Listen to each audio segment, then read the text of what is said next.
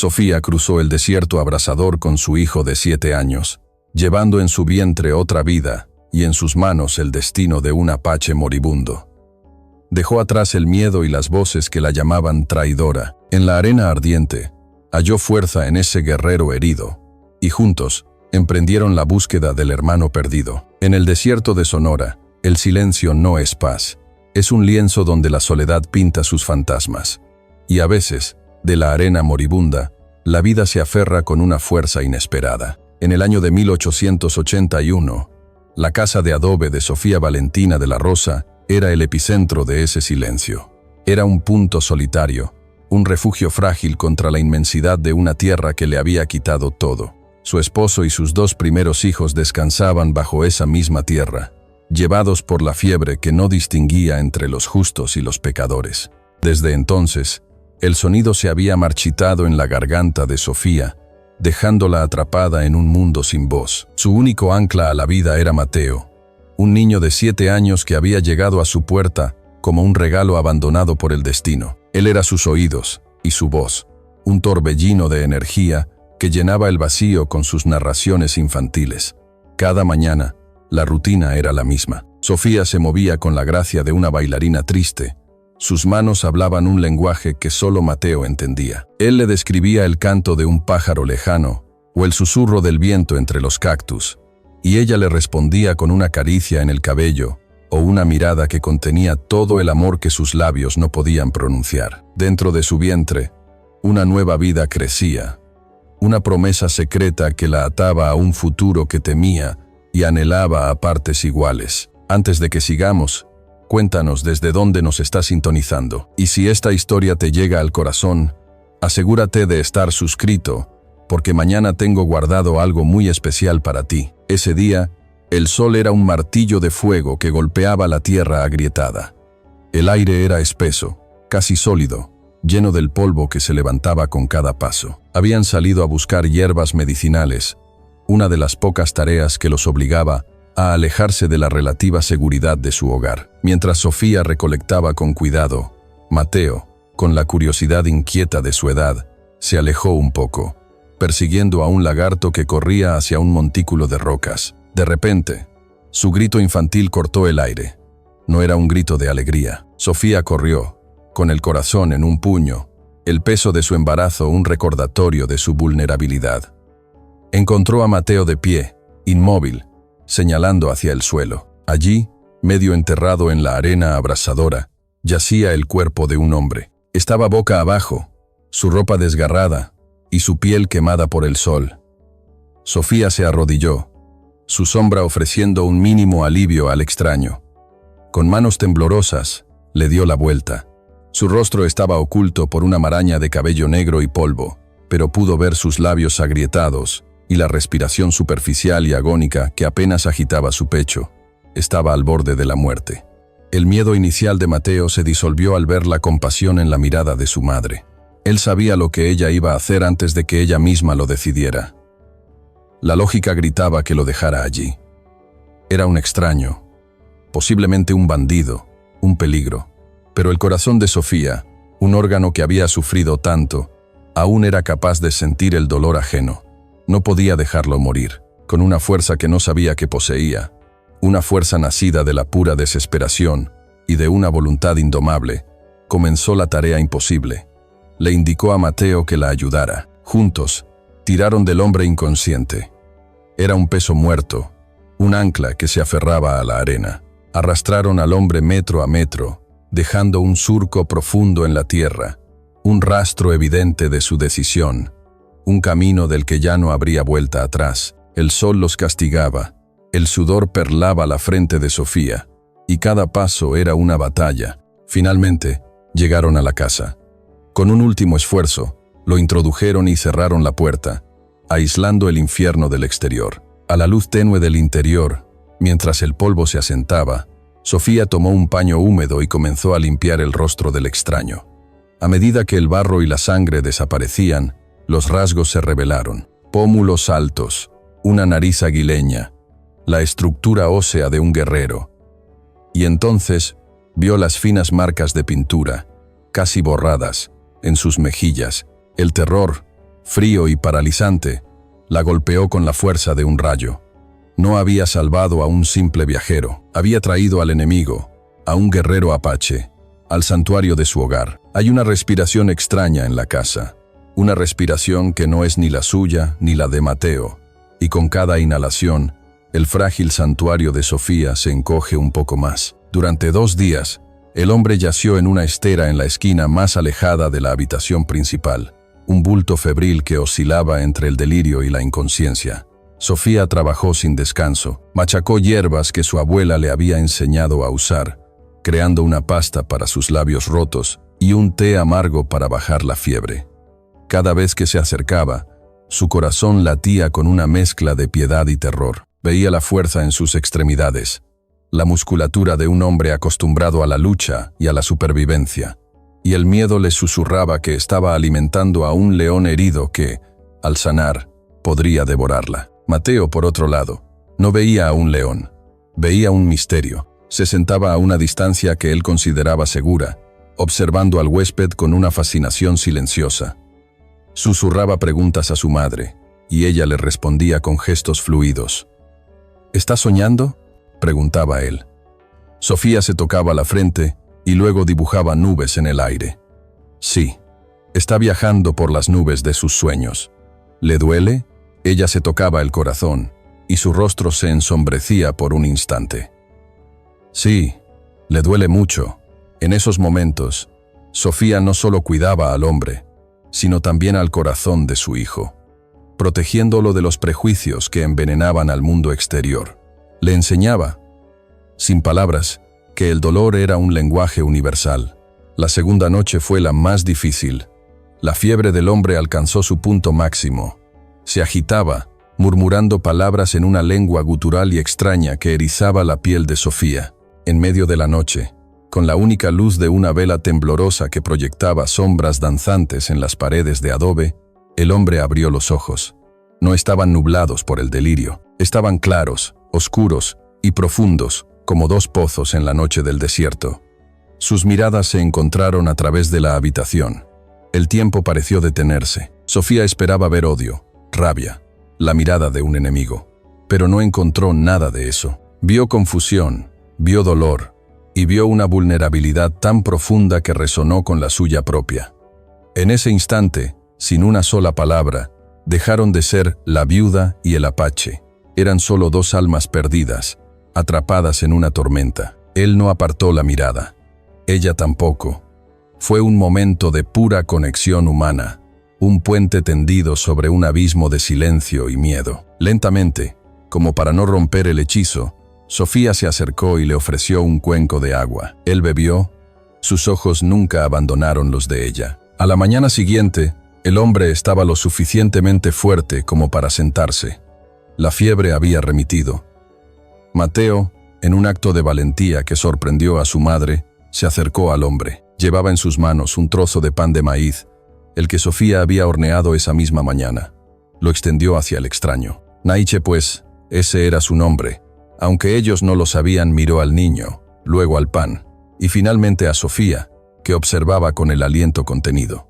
Con un leve y casi imperceptible asentimiento, tomó el pan. Sus dedos rozaron los del niño.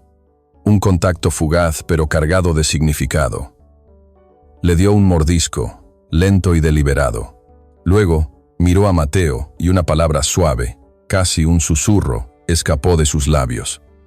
Una palabra en la lengua de los Nond, el pueblo apache. La palabra era incomprensible, pero su significado era claro como el cristal. Él era el otro, el extraño, el apache, y ahora su destino estaba irrevocablemente atado al de ella. ¿Qué haría ahora que el enemigo tenía voz? ¿Cómo construyen un hogar 3 almas que no comparten un idioma? No con palabras, sino con el ritmo compartido de la respiración, el pan partido y la confianza ganada en pequeños actos de bondad. Una semana después de la llegada del extraño, la casa de Sofía había encontrado un nuevo ritmo, una nueva clase de silencio. Ya no era el silencio pesado y fúnebre del luto, sino uno expectante, lleno de una comunicación que trascendía las palabras. Naiche, como ahora sabían que se llamaba después de que se lo señalara a sí mismo, Recuperaba su fuerza con una velocidad asombrosa. El desierto lo había forjado en acero, y ahora ese acero se templaba de nuevo con el cuidado de Sofía y la alegría de Mateo. Naiche no era un hombre que pudiera permanecer ocioso. Tan pronto como pudo mantenerse en pie firmemente, comenzó a pagar su deuda de vida con acciones. Vio que una de las sillas de la cocina cojeaba, y con una habilidad sorprendente, la reparó usando tiras de cuero que él mismo curtió. Acarreaba agua del pozo, un trabajo que le ahorraba a Sofía un esfuerzo considerable en su estado. No hablaban. Él trabajaba, y ella lo observaba desde el umbral. Y a veces, cuando él no miraba, una pequeña curva, el fantasma de una sonrisa, casi se formaba en sus labios. Era la primera vez en años que sentía algo parecido a la normalidad, a la compañía. Mateo estaba en el paraíso. Había encontrado en Naiche a un maestro, a un hermano mayor, a la figura paterna que nunca tuvo. Una tarde, en el patio trasero, mientras Sofía lavaba la ropa, Naiche le enseñaba a Mateo a leer las historias escritas en el polvo. Le mostraba el rastro de un escarabajo, la marca de las garras de un halcón que había descendido. Luego, tomó un trozo de carbón de la hoguera de la noche anterior y sobre una vieja piel de animal que usaban como alfombra, comenzó a dibujar. Dibujó dos figuras, una alta y una más pequeña. Se señaló a sí mismo como la figura alta. Luego dibujó a varios hombres a caballo, con rostros crueles y sombreros anchos. Dibujó cómo rodeaban a la figura más pequeña y se la llevaban dejando a la figura alta sola y herida en la tierra. Sofía observaba por encima del hombro de Mateo, su corazón encogiéndose con cada trazo. Entendió. No necesitaba palabras para comprender la tragedia. Naiche no solo huía de sus enemigos, perseguía a su familia. Buscaba a su hermano pequeño, Chaco. Los días siguientes, Naiche pasó horas sentado en el porche, trabajando en un trozo de madera de mezquite que había encontrado. Con un pequeño cuchillo afilado, lo tallaba con una paciencia infinita. Sofía lo observaba mientras cosía, preguntándose qué forma emergería de sus manos fuertes y callosas. Al atardecer del último día de esa semana, cuando el cielo se teñía de naranja y púrpura, Naiche se acercó a Mateo, abrió la mano y le mostró lo que había creado.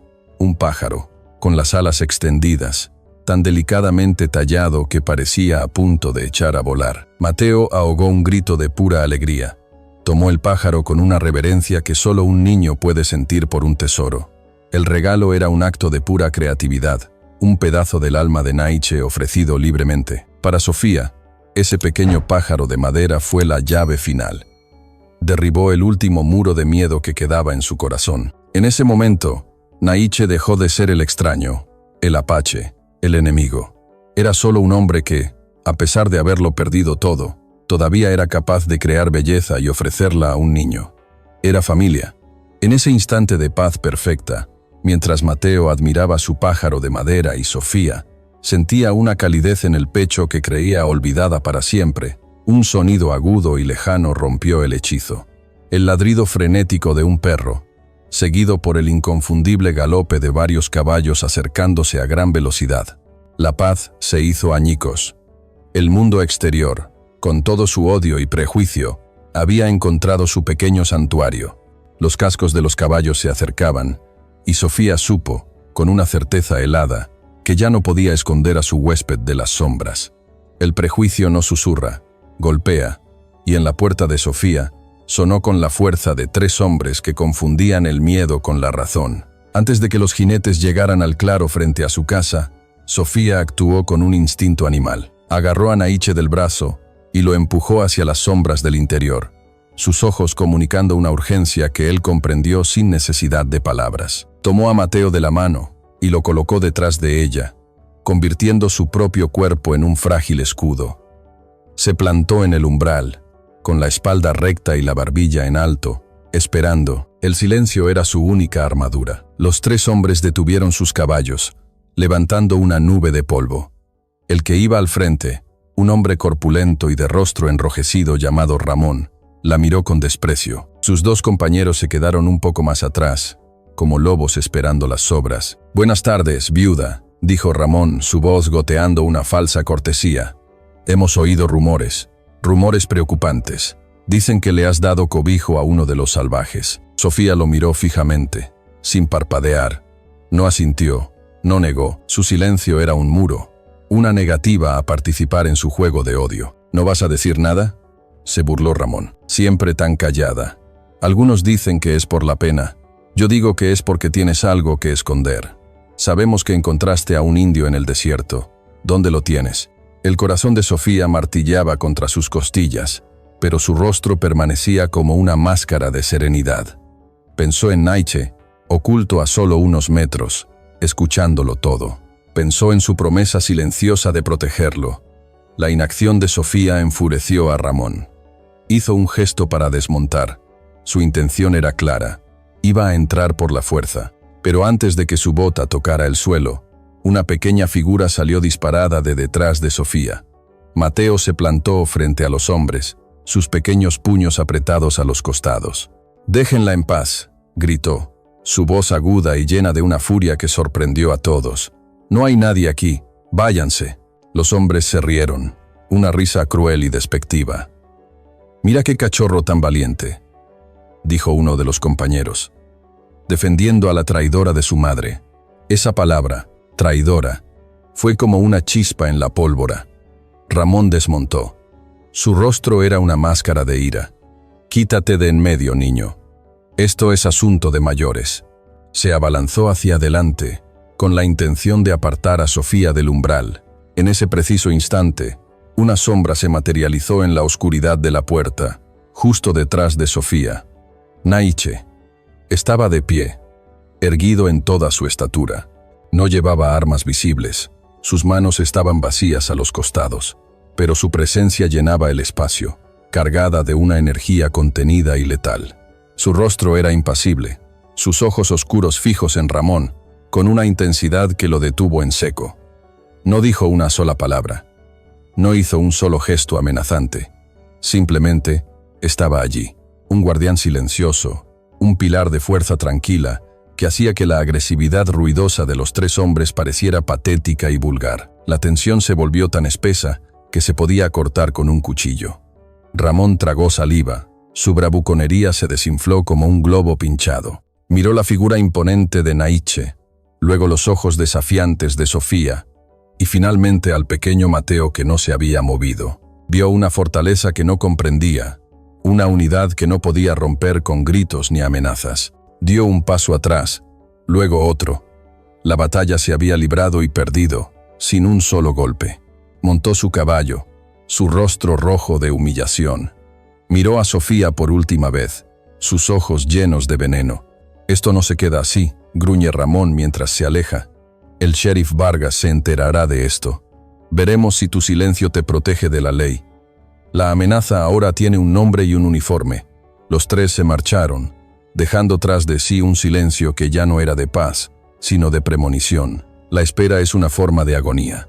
Un silencio más pesado que cualquiera que la casa hubiera conocido antes, preñado no de paz, sino del peso de una tormenta que se acerca inexorablemente. Después de que la nube de polvo levantada por los caballos de Ramón se asentó, un velo de quietud opresiva cayó sobre la pequeña casa de adobe. No era el silencio reconfortante que habían llegado a compartir. Era el silencio del miedo. Se sentaron juntos en la habitación principal mientras la tarde moría, cada uno atrapado en su propio torbellino de pensamientos. Sofía sentía el latido de su propio corazón como un tambor de guerra, un ritmo frenético que contrastaba con su quietud exterior. Miraba a Mateo, que se había acurrucado a su lado, y el instinto protector hacia él y hacia la vida que crecía en su vientre era una fuerza física, tan real como las paredes que los rodeaban. Naiche se puso de pie, su alta figura proyectando una larga sombra en la luz crepuscular. Se acercó a Sofía, su rostro una máscara de conflicto. El honor de un guerrero era una carga pesada, y en ese momento pesaba más que cualquier herida física. Con gestos lentos y precisos, se señaló a sí mismo. Luego, su mano trazó en el aire la forma de un lobo, un depredador. Apuntó hacia la puerta, y luego hacia ella y Mateo, sacudiendo la cabeza con una tristeza infinita. El mensaje era claro y doloroso. Él era el lobo que había atraído a los cazadores a su puerta. Para salvar al rebaño, el lobo debía marcharse. Sofía sintió un nudo en la garganta. Por primera vez en años, deseó con toda su alma poder hablar, poder gritarle que estaba equivocado. En lugar de eso, se levantó y se enfrentó a él. Negó con la cabeza, un movimiento lento y lleno de una determinación que la sorprendió a ella misma. Puso una mano sobre su propio corazón, luego la movió hacia Mateo y finalmente la extendió hacia Naiche, dejando la palma abierta en el espacio entre ellos. No estaba ofreciendo un argumento, estaba declarando un hecho. Tú eres parte de este corazón. Nos quedamos juntos. Él vio la resolución inquebrantable en sus ojos y, por primera vez, la duda vaciló en su rostro. Esa noche, la cena fue un ritual solemne. Sofía preparó un guiso sencillo con los pocos ingredientes que tenían. Se sentaron a la pequeña mesa de madera, la misma que Naiche había reparado. El único sonido era el crepitar del fuego y el tintineo ocasional de las cucharas contra los cuencos de barro. Mateo, normalmente parlanchín, parecía entender la gravedad de la situación. Intentó una vez romper el silencio, preguntando si Naiche le enseñaría a hacer una nueva figura de madera al día siguiente. La forma en que ni Sofía ni Naiche pudieron responderle con la alegría de antes fue una respuesta en sí misma, y el niño volvió a su comida en silencio. No era una cena de familia. Era el último festín de 3 soldados antes de una batalla que sabían que no podían ganar. Más tarde, cuando la casa estaba sumida en la oscuridad, Sofía no pudo encontrar el sueño. Mientras Mateo dormía y Naiche montaba una guardia silenciosa en el porche, ella se sintió más sola que nunca. El miedo era un veneno frío que se extendía por sus venas. Buscando un ancla, un vestigio de tiempos más felices, se arrodilló junto al viejo baúl de madera al pie de su cama. Era el cofre de su esposo, un santuario de su vida anterior. Al abrirlo, el aroma familiar a cedro y a cuero viejo la golpeó. Un saludo agridulce de un fantasma amado. Sus dedos rozaron los objetos que había dentro. Una hebilla de cinturón gastada, una navaja de afeitar, y debajo de todo, un fajo de cartas atadas con una cinta de seda que alguna vez fue azul. Las sacó. Era su ritual en las noches de desesperación. Releer sus palabras era la única forma que tenía de oír su voz. Desató la cinta con cuidado y eligió una carta al azar, una que sus manos reconocían por el tacto del papel desgastado. Su esposo le contaba sobre la vida en el fuerte, las tediosas guardias y los hombres con los que servía, mientras sus ojos recorrían las líneas familiares, una sección que había leído docenas de veces sin prestarle especial atención. De repente brilló con una nueva y desesperada relevancia. Y luego está el joven recluta, Alejandro Vargas. Leía la caligrafía de su esposo. Tiene más idealismo que sentido común, pero un corazón justo. Hoy lo saqué de un apuro con unos sargentos corruptos que querían culparlo por su propia negligencia. Le recordé que un uniforme representa el honor antes que el poder. Creo que este muchacho llegará lejos si alguien le enseña a templar su justicia con prudencia. Tiene la madera de un buen hombre. Alejandro Vargas. El sheriff Vargas. Las palabras resonaron en el silencio de su mente. No fue un simple descubrimiento. Fue una epifanía, una luz temblorosa en la más profunda oscuridad. El hombre de la ley que venía a llevárselo no era un extraño sin rostro. Era el joven idealista que su esposo había protegido. Un hombre que, según su propio marido, tenía un corazón justo. La esperanza, frágil pero tenaz, comenzó a brotar en el terreno yermo de su miedo. No era una garantía, ni siquiera un plan, pero era algo. Era un escudo tejido con memoria y honor. Impulsada por esta nueva energía, esperó. Sabía lo que Naiche intentaría hacer. Justo cuando la primera luz gris del alba se filtraba por la ventana, oyó el suave crujido de la puerta. Se levantó y fue hacia allí. Él estaba de pie, una silueta oscura preparándose para disolverse en la noche moribunda. Pero no estaba sola. Mateo estaba a su lado, somnoliento pero decidido, sosteniendo su mano. Estaban esperándolo. Naiche se detuvo, su sacrificio frustrado. Sofía dio un paso adelante y puso una mano en su brazo. Su toque era ligero, pero transmitía una fuerza inmensa. No había pánico en sus ojos, solo una calma resuelta. Negó con la cabeza. Juntos, en ese momento de pacto silencioso, mientras el mundo contenía la respiración entre la noche y el día, el sonido llegó a ellos, llevado por el viento frío de la mañana. Mateo, con sus oídos agudos, Fue el primero en reaccionar. Levantó su pequeño brazo y señaló hacia el horizonte del este, donde el sol comenzaba a sangrar sobre las montañas. Una fina línea de jinetes se recortaba contra la luz anaranjada, avanzando lenta, metódica e inexorablemente hacia ellos. Preparar y contar esta historia nos tomó mucho tiempo. Así que, si te está gustando, suscríbete a nuestro canal. Significa mucho para nosotros. Ahora, seguimos con la historia. A veces, para detener un ejército, no se necesita una bala, sino una sola palabra. Una palabra enterrada durante años bajo el peso del dolor, esperando el momento exacto para nacer. Los 5 jinetes se detuvieron a una veintena de metros de la casa, formando un semicírculo que era a la vez una barrera y una sentencia. El sol de la mañana brillaba en las estrellas de plata de sus chalecos y en el cañón de sus rifles. El hombre que iba al frente era, sin duda, el sheriff Alejandro Vargas. Era más viejo de lo que Sofía había imaginado a partir de las cartas de su esposo, con un rostro surcado por las arrugas del sol y de las decisiones difíciles. Su mirada era seria, cansada, pero carecía de la crueldad que había visto en los ojos de Ramón. «Ocupantes de la casa», gritó el sheriff, su voz resonando en el aire quieto y claro de la mañana. «Soy el sheriff Vargas del condado de Arizpe. Sé que tienen a un fugitivo apache ahí dentro. No deseo violencia. Entréguenlo ahora y les garantizo que no habrá daño para la mujer ni para el niño». Dentro, el tiempo se detuvo. Naiche miró a Sofía, una última mirada de gratitud y despedida. Puso una mano sobre la cabeza de Mateo, un gesto de bendición paternal. Luego, se enderezó, respiró hondo y caminó hacia la puerta. Sofía quiso detenerlo, agarrarlo, pero sus pies estaban clavados al suelo, paralizados por la enormidad del momento. Vio cómo Naiche salía a la luz del sol, con la cabeza alta y las manos vacías y abiertas a los costados, una señal universal de que no buscaba pelea. Caminó lentamente hacia el centro del claro y se detuvo, esperando su destino con la dignidad de un jefe. No era un criminal rindiéndose. Era un guerrero aceptando los términos de una batalla perdida para proteger a los inocentes. El sheriff Vargas asintió, un gesto de respeto a regañadientes. «Acérquese, ayudante».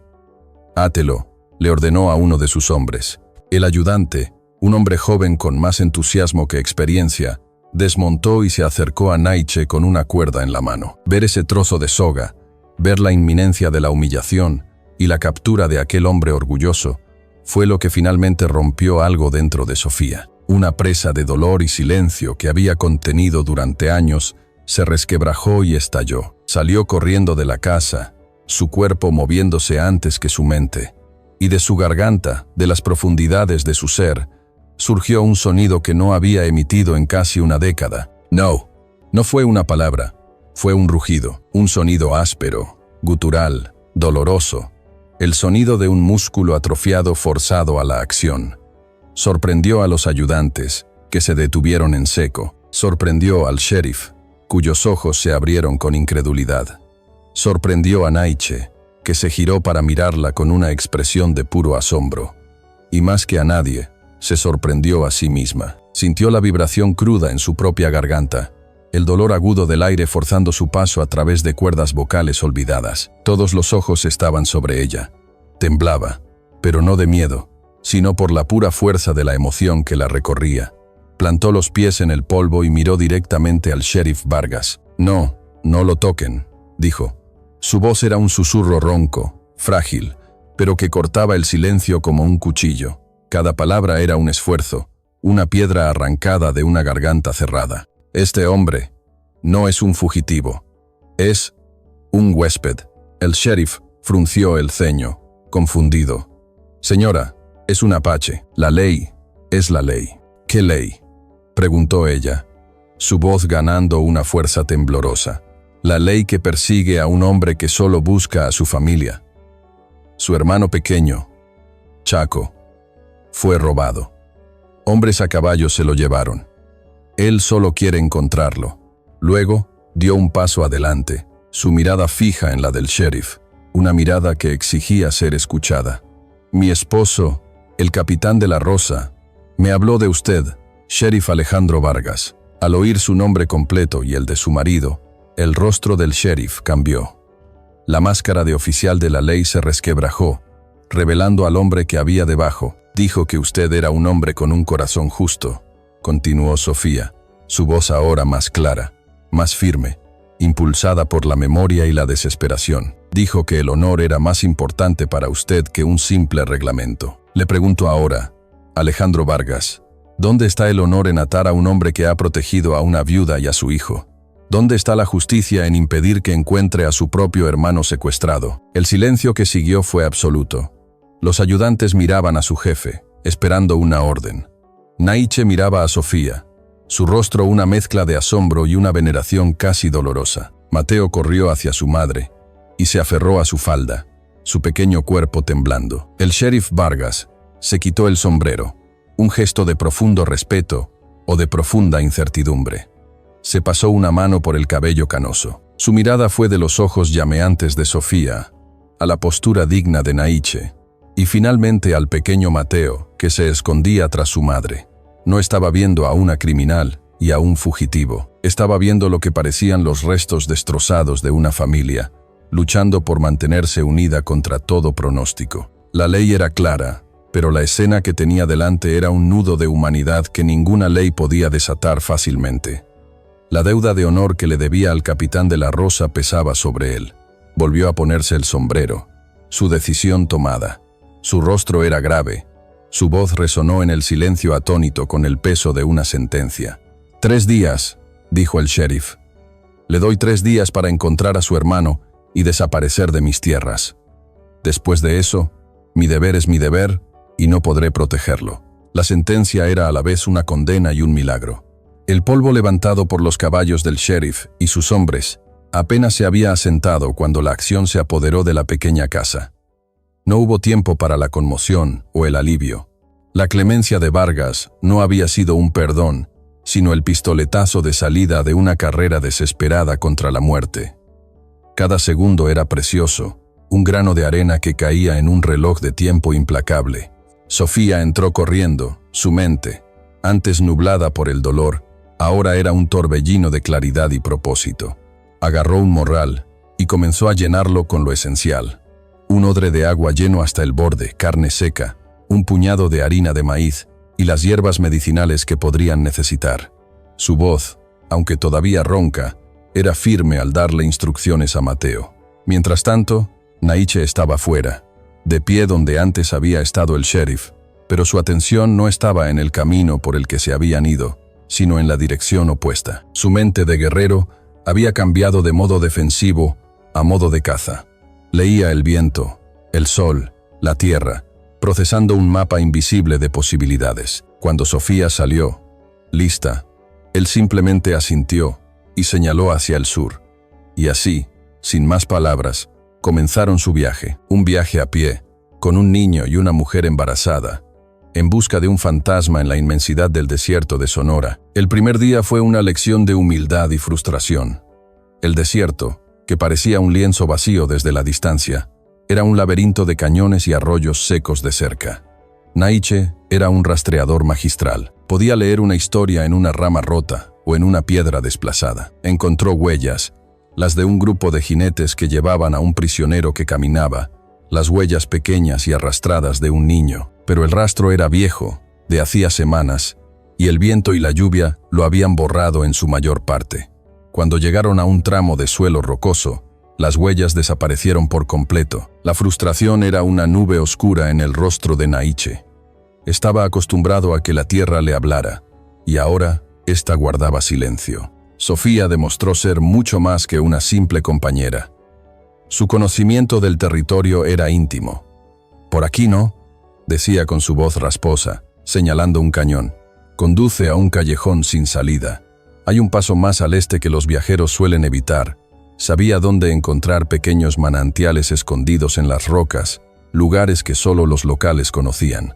Se convirtió en la brújula del grupo, mientras Naiche era el cazador.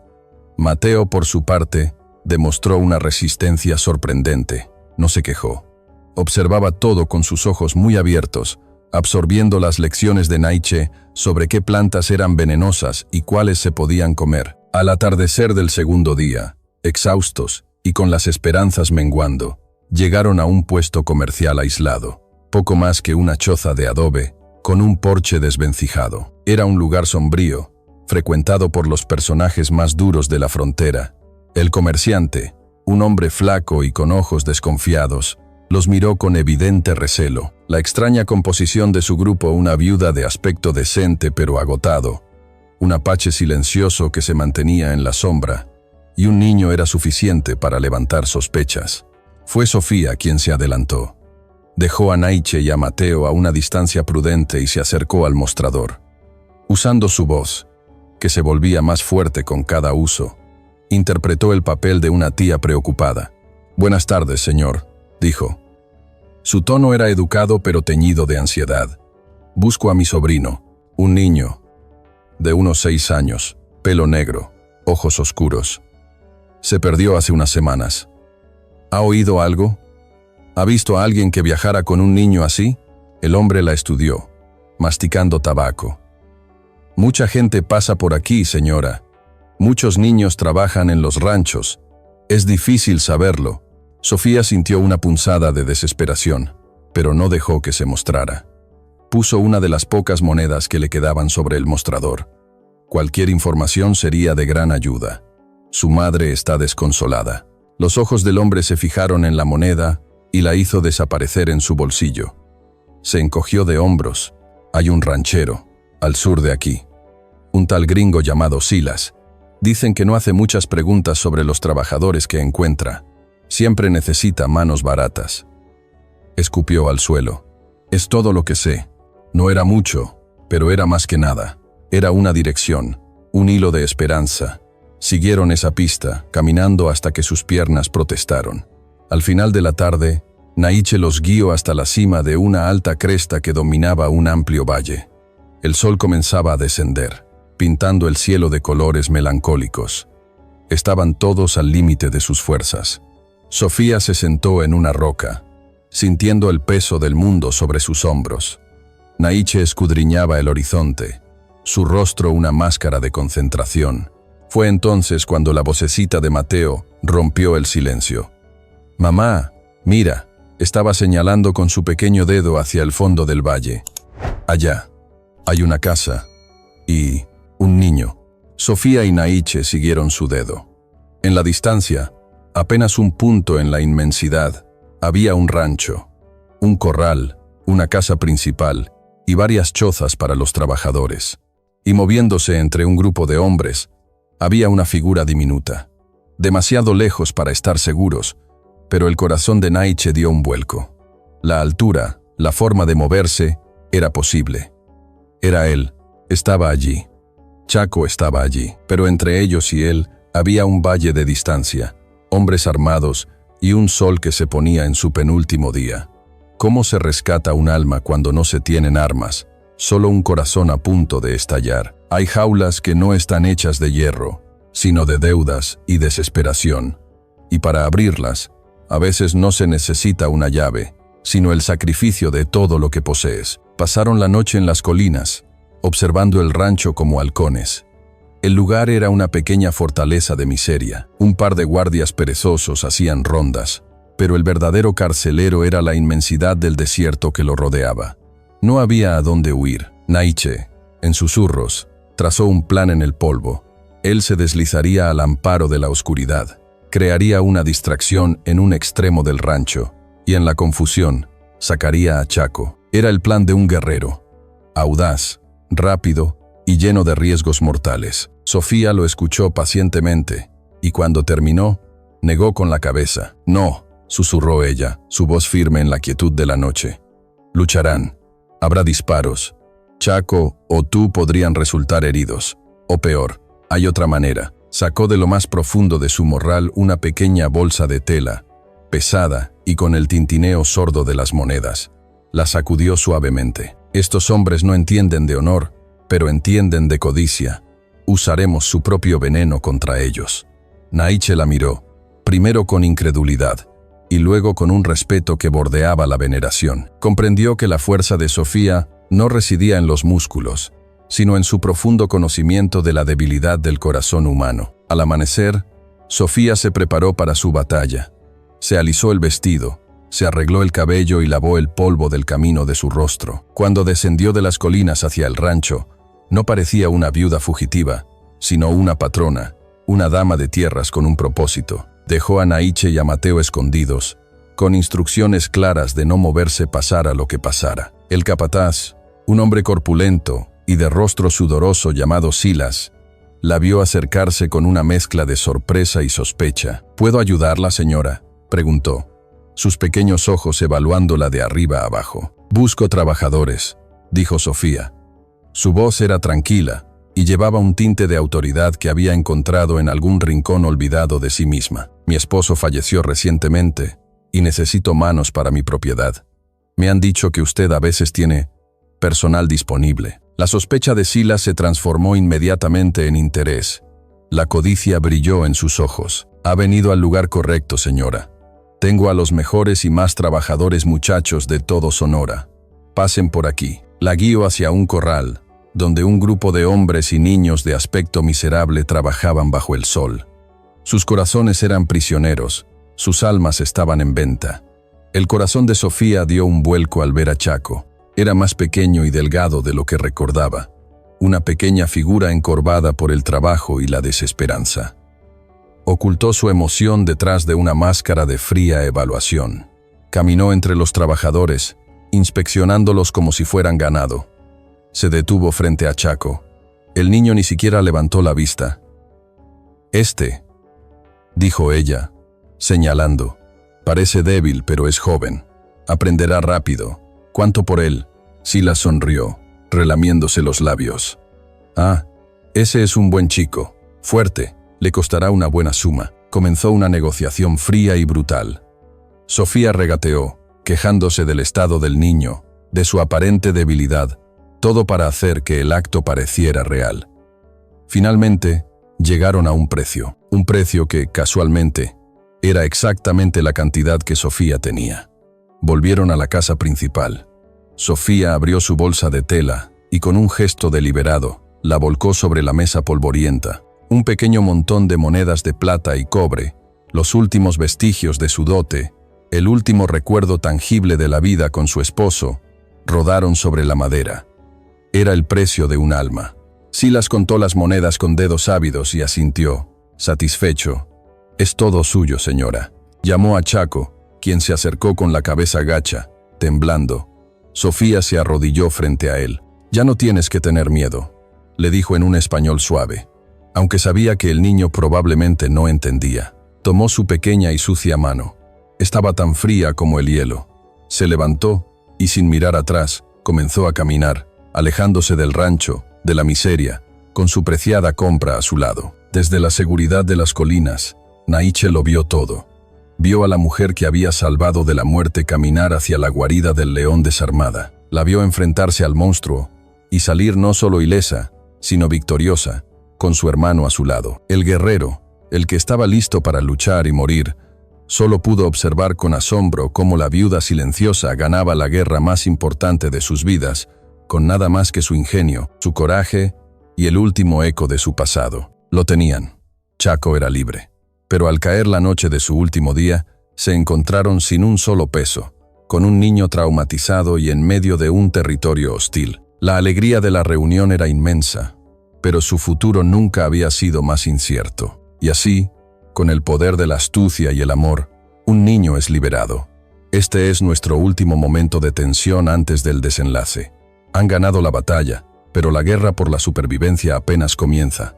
Acompáñenme en el último capítulo para descubrir el verdadero significado de la familia.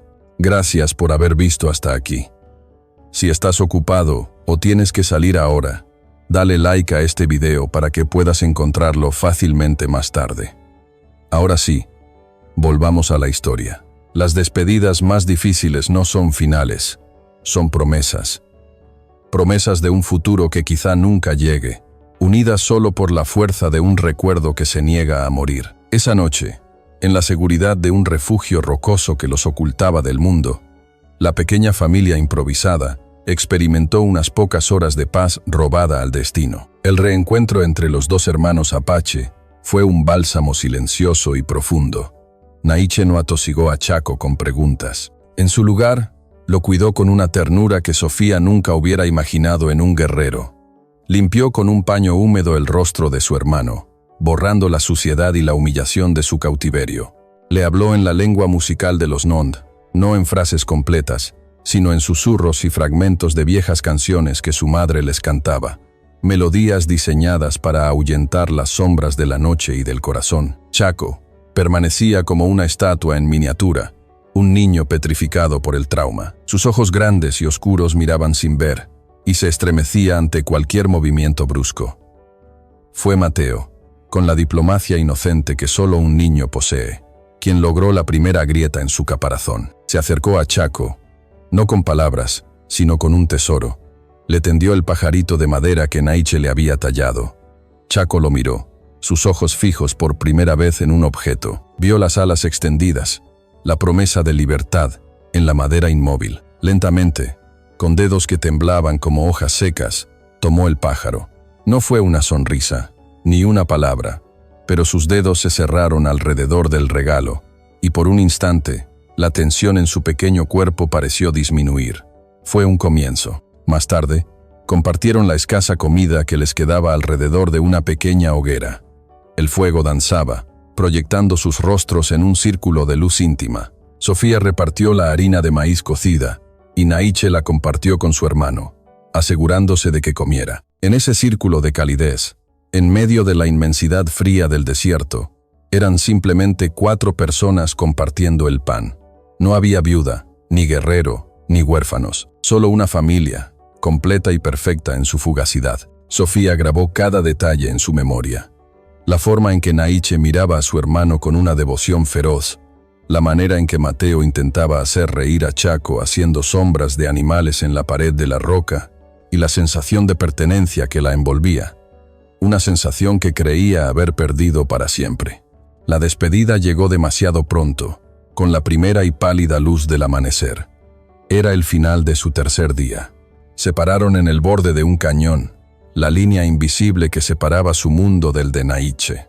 El aire era frío y puro. «Ven con nosotros, Sofía», dijo Naiche.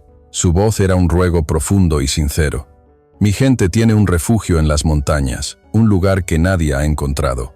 Allí estarás a salvo. Mateo y tu hijo crecerán como hombres y mujeres libres.